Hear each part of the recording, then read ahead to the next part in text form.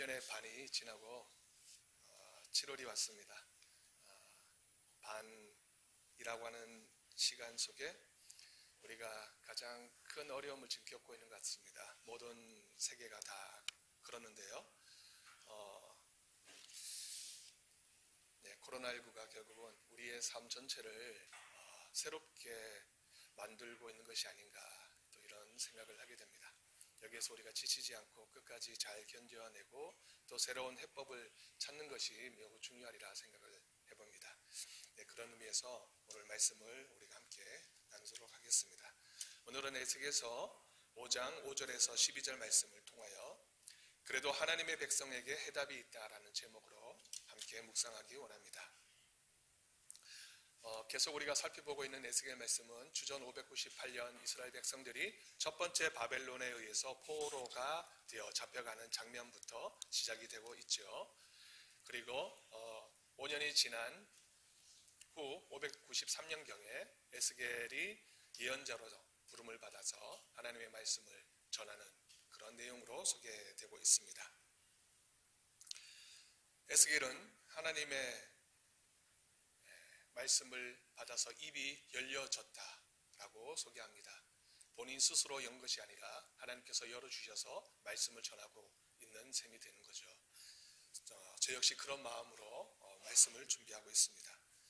주전 587년 이 세계는 아직 에스겔에서 지금은 다가오지 않는 그런 말씀이 되고 있습니다. 그러나 마지막 예루살렘이 무너질 그 날은 곧 다가올 것이며, 이 날은 나단 예언자가 사무엘하 7장 16절에서 예루살렘의 영원함을 시온 신학의 출발점으로 예언했던 바로 그 예언의 사건이 역사적으로 무너지는 날이 될 것입니다. 이제 얼마 남지 않았죠. 593년에서 587년까지 약 5년여 정도 남아 있습니다. 나단 예언자는 이렇게 말했습니다. 내 집과, 다윗의 집을 향하여 소개하고 있죠. 내 집과 내 나라가 내 앞에서 영원히 보존되고 내 왕위가 영원히 견고하리라. 영원히 없어지지 않을 것만 같았던 예루살렘이죠. 이후 시온, 예루살렘은 성경에서 시온으로 또 불려지기도 하는데, 이후 시온은 왕정 시대를 거치면서 더 이상 회복 불가능 상태로 지속되어 왔고, 여전히 오늘날에도 세상의 평화를 위협하는 가장 불안정한 도시로 긴장 상태를 유지하고 있기도 합니다. 평화의 도시로 불리는 예루살렘의 의미는 여전히 인간의 허황된 욕심의 발화지였을까요? 아니면 인간은 스스로 평화를 버린 것일까요? 과연 평화는 인간의 것이 될 수 있을까요? 여러 가지 질문을 하게 됩니다. 매우 오랫동안 영원한 평화를 위하여 노력하고 토의해왔던 수많은 사상가들은 저마다 최고의 학문으로 최고의 해결 방법을 제시했지만 여전히 우리 눈에는 평화보다 전쟁의 긴장감이 더 깊이 남아 있다는 것을 깨닫게 됩니다. 그래서 과거 이스라엘 백성은 자신들의 역사를 회고하면서 여호와께서 직접 자신들을 위하여 전쟁을 이끌어 주신다고 고백하기에 이르렀습니다. 이와 같은 현상은 대부분 고대 종교에서 나타나는 현상입니다. 인간의 전쟁에 초인간적인 신적 힘을 빌어서 승리하겠다는 인간의 야망이 숨어있는 것이라 또한 볼 수 있습니다.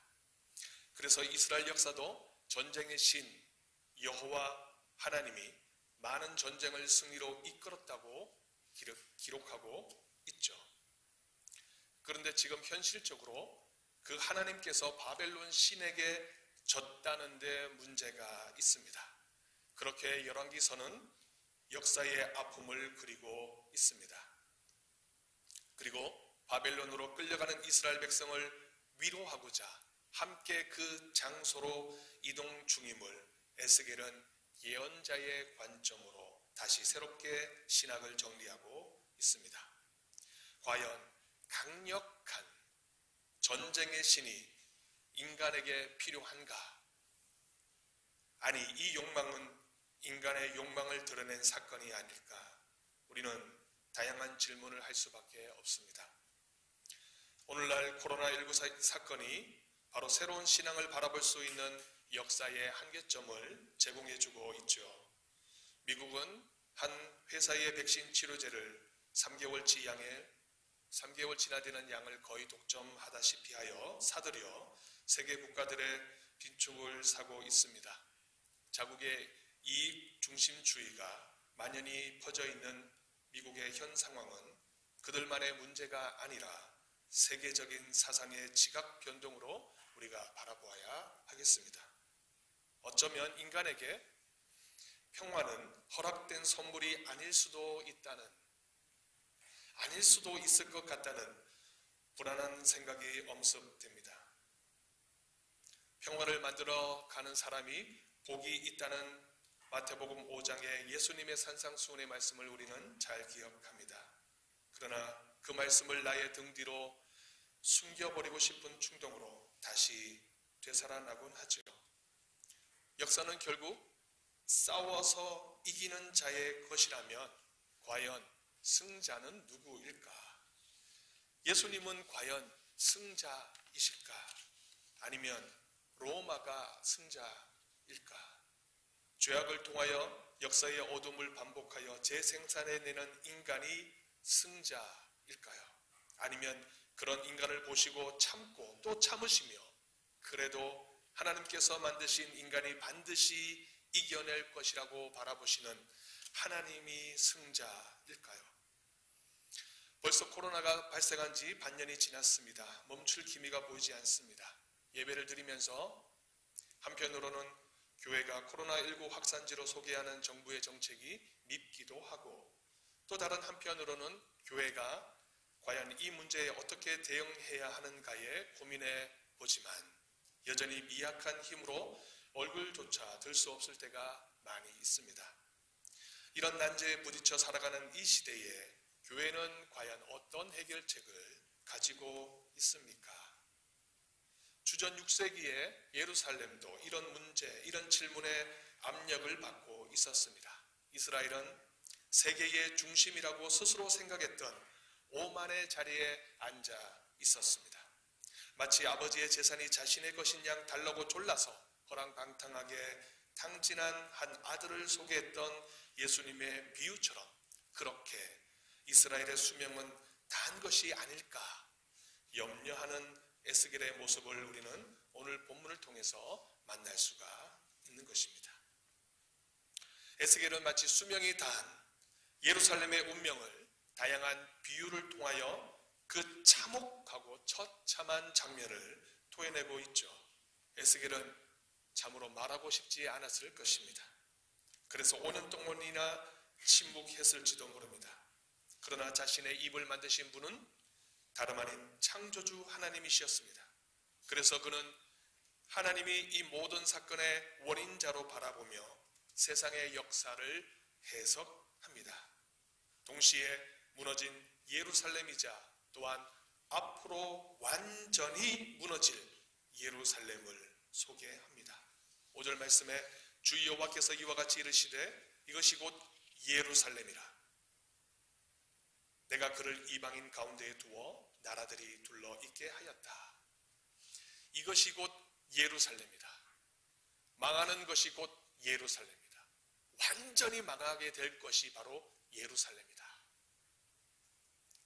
하나님은 에스겔이 자신의 민족을 사랑하는 것보다 더 강력하게 예루살렘을 사랑했습니다. 예수님께서 정의가 꺼져가고 불의로 가득 찬 예루살렘 성전을 보시고 눈물을 흘릴 수밖에 없었던 것처럼 아마 하나님은 피눈물을 흘리면서 자신의 백성 예루살렘의 불의함을 고발하고 있는 것이죠. 그러기에 에스겔도 그 아픔에 동참합니다. 자기 동족의 불의함을 고발하는 것은 참으로 가슴 아픈 일입니다. 그래서 에스겔은 4장에서 예루살렘을 향하여 3번이나 심판 상징 행위를 언급했고 다시 한번 5장 1절에서 2절 사이에 더 강조하며 언급하고 있습니다. 너 인자야, 너는 날카로운 칼을 가져다가 삭도로 삼아 내 머리털과 수염을 깎아서 저울로 달아 나누어 두라. 그 성읍을 에워싸는 날이 차거든 너는 터럭 3분의 1은 성읍 안에서 불사르고 3분의 1은 성읍 사방에서 칼로 치고 또 3분의 1은 바람에 흩으라. 내가 그 뒤를 따라 칼을 빼리라. 내가 칼을 빼리라. 어마무시한 사건이 일어나고 있는데 이 전쟁의 사건을 에스겔은 하나님의 시각으로 바라보고 있다는 것이죠. 예루살렘은 곧 전쟁의 소용돌이로 빠지게 될 것입니다. 예루살렘을 향한 심판은 이제 돌이킬 수 없습니다. 성경의 사건은 모두 하나님에게 그 기원이 있다고 고백하며 신앙으로 표현합니다. 그래서 우리도 하나님이 하셨습니다 라고 고백하며 살아가고 있죠. 이스라엘은 철저하게 하나님 중심의 삶을 살았습니다. 그래서 그들에게 일어난 모든 사건은 다 하나님께로부터 왔다고 생각했습니다. 오늘날 우리들이 역사를 해석하는 사건과는 좀 차이가 있죠. 그들은 철저히 이스라엘 중심으로 그리고 야훼 신앙 중심으로 해석해 오고 있습니다. 6절에서 그가 내 규례를 거스려 이방인보다 악을 더 행하여 내 율례도 그리함이 그를 둘러있는 나라들보다 더하니 이는 그들이 내 규례를 버리고 내 율례를 행하지 아니하였음이니라. 예언자의 말은 마치 하나님의 생각을 쏟아내듯이 쏟아붓듯이 그렇게 선포하고 있습니다. 이스라엘이 무너지는 원인이 무엇일까? 에스겔은 이렇게 보았죠. 이방인보다 악을 행한 것이다. 두 번째, 하나님의 율례도 지키지 아니하되 이방인보다 더 지키지 않았다. 세 번째, 하나님의 규례를 버린 것이다. 이렇게 고백을 하면서 에스겔은 이스라엘의 부도덕함을 지적하고 있습니다. 여기서 악은 윤리도덕적이며 사회 질서를 범한 행동을 가리키고 있는 용어입니다. 그래서 율례와 규례라는 히브리어 용어가 신명기의 중심 내용인 12장 1절에서 평생에 지켜야 할 규례와 법도라고 소개하고 있습니다. 한글 번역은 신명기 12장 1절에 규례라는 말을 에스겔에서 율례라고 번역을 했고요. 그리고 신명기의 법도라는 말을 규례라는 말로 번역을 했습니다. 똑같은 용어를 성경 이곳저곳을 찾다 보면 다른 용어로 번역하는 경우가 상당히 있어요.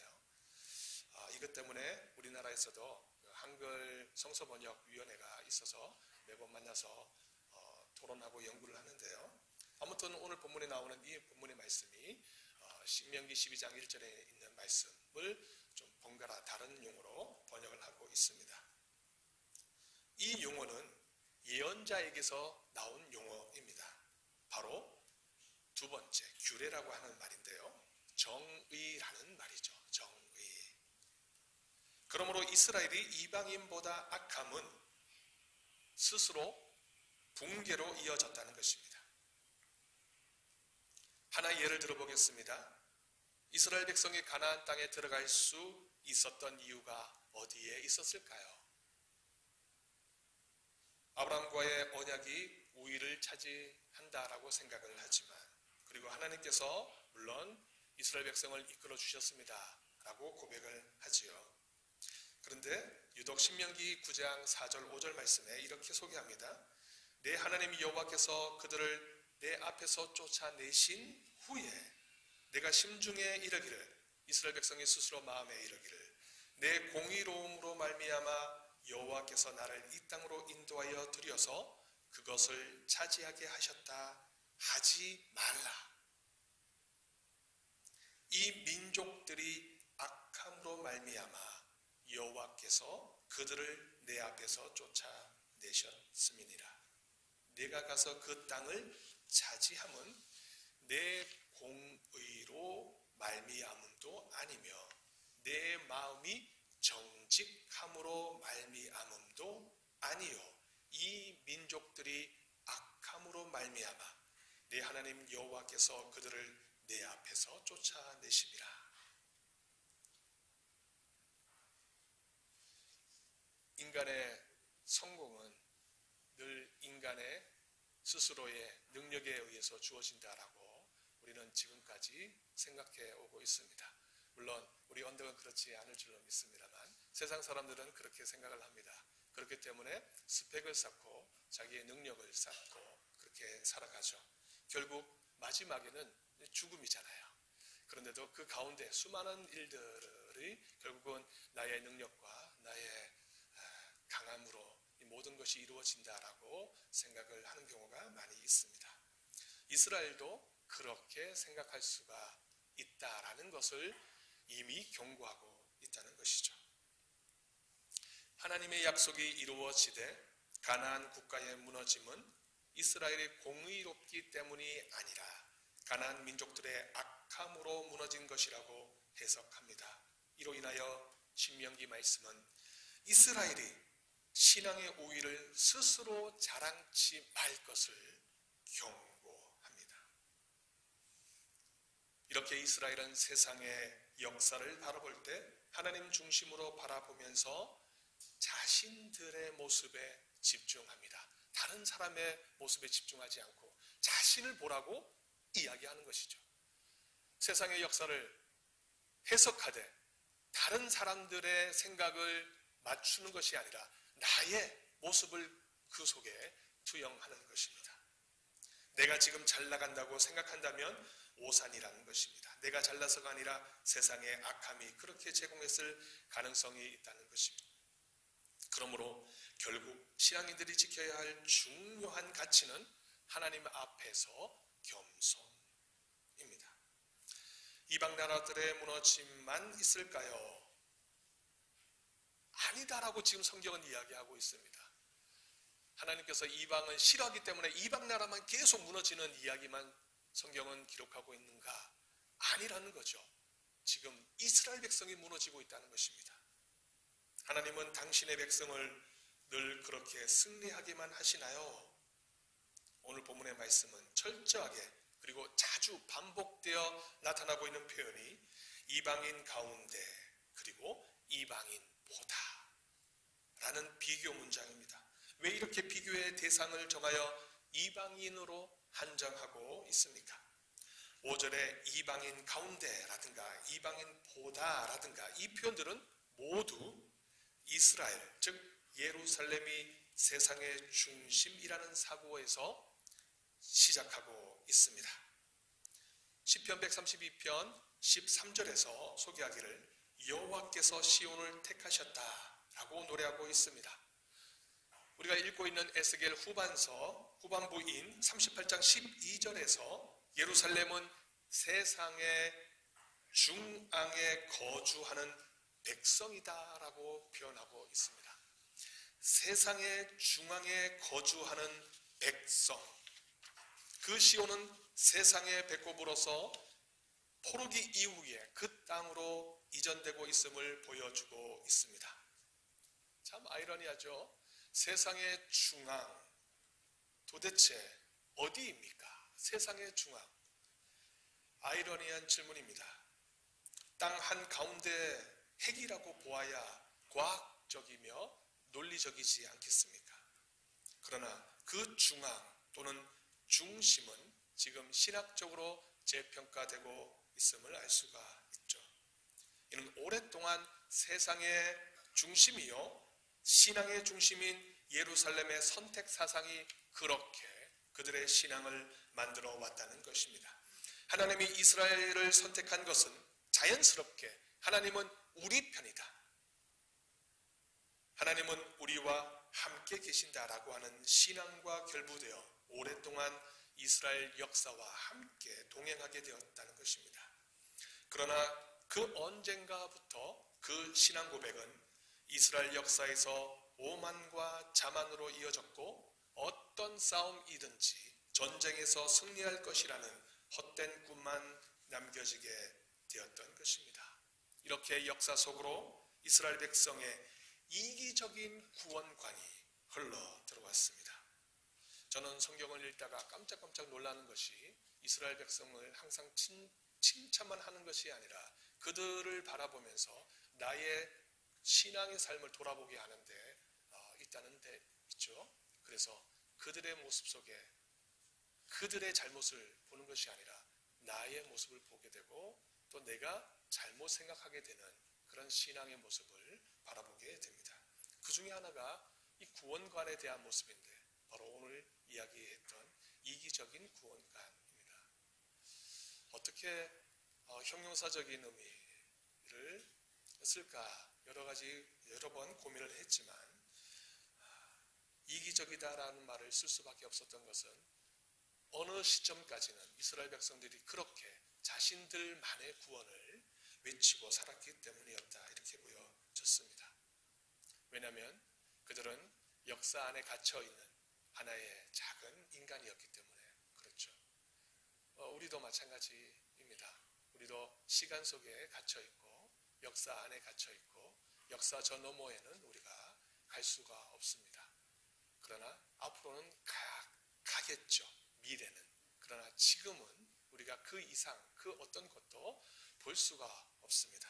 그것을 우리는 믿음이라는 신앙의 눈으로 바라보고 있죠.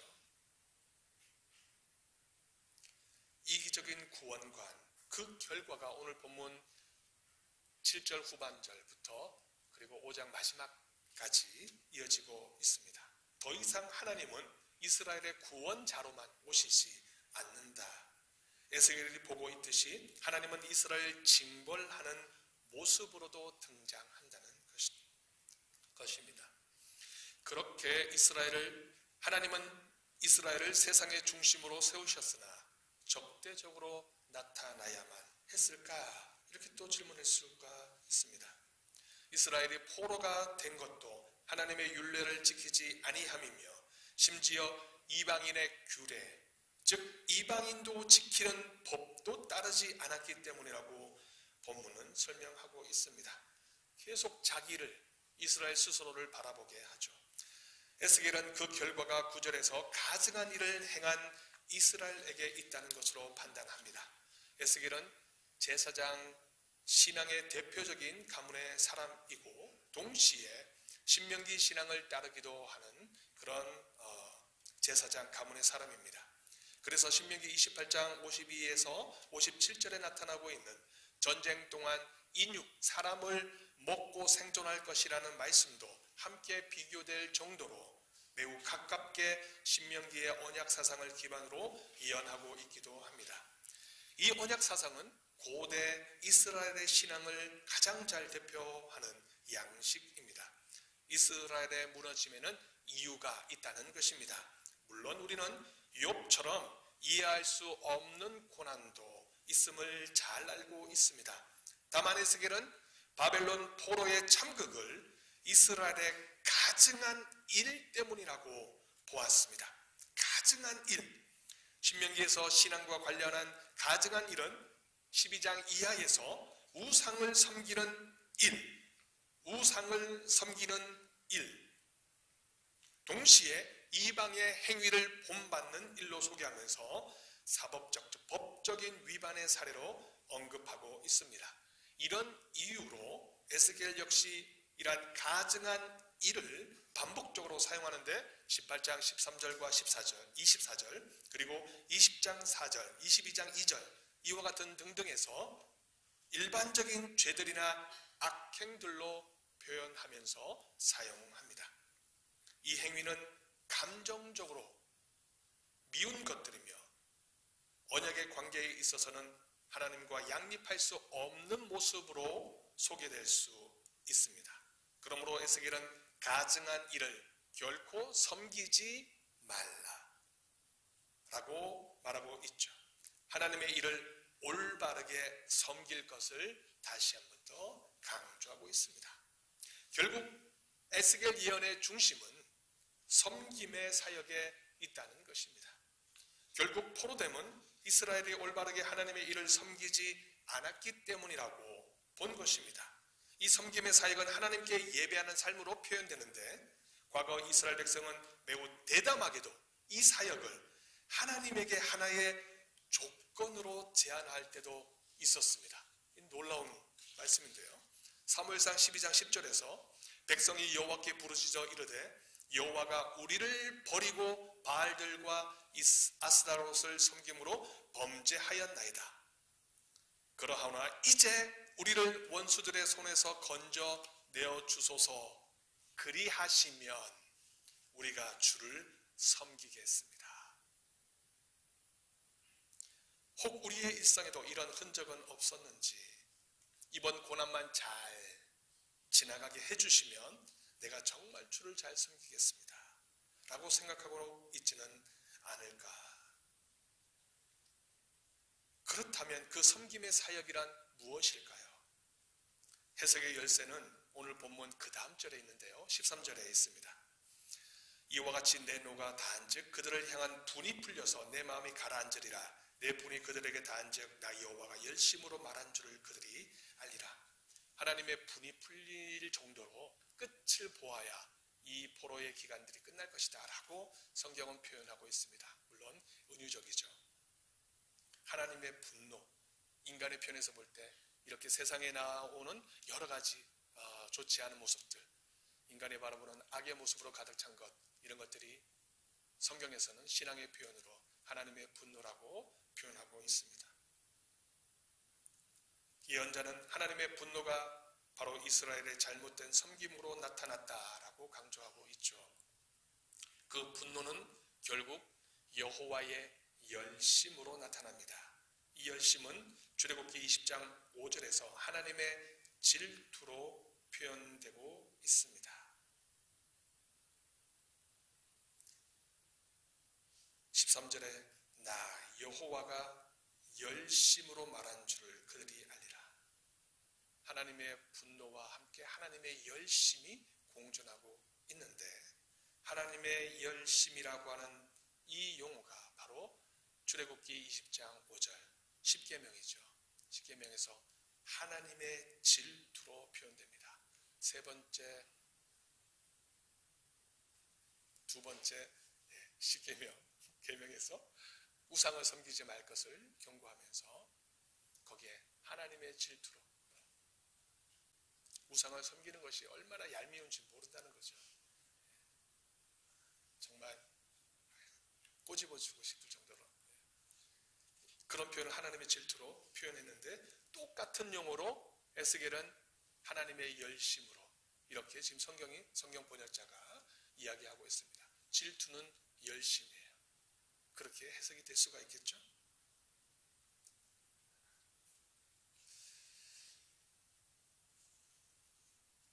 하나님의 질투로 번역된 이 의미는 세상이 지향하는 것이 섬김의 대상이 되어서는 안 된다라는 의미를 우리에게 전해주고 있습니다. 결국 그 질투는 하나님의 비길 데 없이 탁월함을 소개하고 있는 용어이기도 합니다. 하나님과 그 무엇을 비교하여 그 높으신 하나님을 정의 내릴 수가 있겠습니까? 그러나 지금 인간은 세상의 무의미한 것을 추구하여 하나님의 권위를 더럽히고 있습니다. 하나님을 섬긴다는 것은 결국 하나님이 원하시는 것을 행하는 것을 의미하죠. 예수님께서 이 모습을 보여주시지 않으셨습니까? 마가복음 10장 45절에서 인자가 온 것은 섬김을 받으려 함이 아니라 도리어 섬기려 하고 자기 목숨을 많은 사람의 대속물로 주려 함이니라 라고 말씀하시면서 예수님께서는 세상에 소외된 자, 가난한 자의 이웃이 되셨고 죄인들의 친구가 되셨습니다. 그 죄인들은 소위 당시 사회적 약자 계급에 속하였던 사람들이었음을 성경, 특히 사복음서에서는 계속적으로 우리에게 명백하게 알려주고 있습니다. 결국 하나님을 섬기는 것은 세상의 약자와 관계를 맺고 그들이 하나님의 은혜 가운데 있음을 알게 하는 데 있습니다. 당신이 영원히 이 세상에서 볼 때는 힘이 없고 무한한 약자이지만 하나님이 당신 편이다. 당신을 사랑하신다. 그리고 우리가 먹을 것, 내가 먹을 것을 함께 나누어 쓰자. 저도 여기 이 부분 후자가 안 돼요. 그래서 힘듭니다. 정말 힘들어요. 먼저 우리 딸내미 거부터 챙겨주고 그 다음에 예쁘잖아요, 우리 딸내미가. 그래서 오늘도 엄마 대신 성경 봉독 해주고 내 거부터, 그리고 내가 가장 친한 사람들 거부터 먼저 남겨주고 그 다음 단계. 죽을 때까지 저는 이것을 풀 수 없을 것입니다. 그래도 여러분께서 이렇게 저의 생각을 나누어주기 위해서 오셔서 듣고 있는 것조차도 저는 너무 부담스럽습니다. 너무 죄송하기도 하고요. 우리 목사님들 그런 얘기들 많이 하셨는데, 세상은 여전히 바벨론처럼 매우 강하게 우리 앞에 서 있습니다. 그렇습니다. 너무 큽니다. 그리고 예수님께서 말씀하신 것이 너무 강력하게 치고 또 쳐서 힘들게 합니다. 정말 예수님이 나를 너무 힘들게 합니다. 애굽처럼 너무 강대하여 그 세계를 탈출하기가 너무 어렵습니다. 그 가운데 하나님은 우리에게 출구를 보여주셨고 예수께서도 그 길을 보여주심으로 우리도 나도 그 길을 갈 수가 있다. 그렇게 말씀해주고 계셨습니다. 세상은 늘 우리를 힘들게 하고 악하여 선을 찾기도 힘들지라도 하나님께서 우리를 택하신 것은 결국 하나님의 백성에게 그 해답이 있기 때문이다. 우리 언덕에게 하나님께서 계속해서 출구를 보여주시고 어려움이 있으나 극복할 수 있도록 도우시며 인도하시는 것은 우리 언덕이 하나님의 백성으로서 그 소임을 다하고 있기 때문일 것입니다. 결국 하나님의 백성에게 일말이라도 겨자씨만한 것이라도 만날 작은 크기라도 거기에 해답이 있다라고 고백합니다.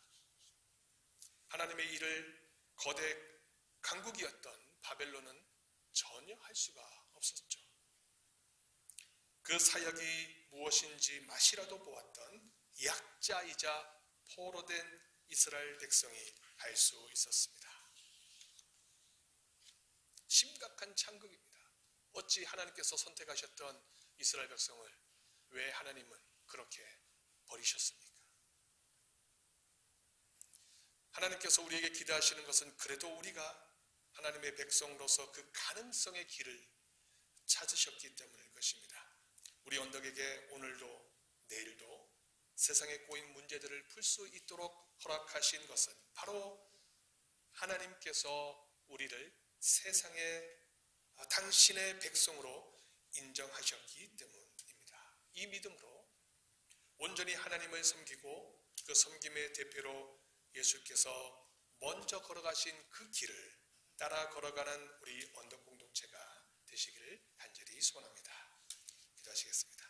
오늘 최정호 목사님께서 말씀 나눠주셨는데 말씀에 대한 혹시 궁금하신 거라든지 또 같이 함께 나누고 싶은 것이 있으면 얘기를 좀 해주시면 좋겠습니다. 여러분이 질문을 많이 해주시면 또 이 설교에 대한 은혜가 배가 됩니다.